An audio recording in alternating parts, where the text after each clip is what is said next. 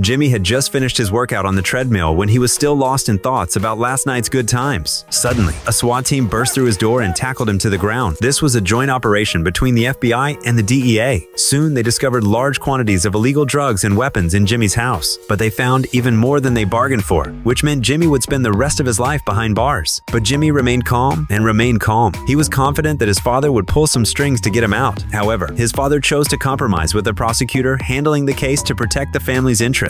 Now, if Jimmy pleaded guilty, his original life sentence would be reduced to just 4 years, and this was Jimmy's only way out. Left with no other choice, Jimmy had to accept his father's proposal. In court, Jimmy openly admitted to his crimes, but the judge believed that Jimmy's possession of heavy weapons was to protect his drug stash. Considering Jimmy's cooperative attitude in pleading guilty, the judge sentenced Jimmy according to the minimum sentencing guidelines. Scene break. It is the judgment of the court the defendant be committed to the custody of the Attorney General of the United States or her authorized representative for the minimum guideline term of 120 months.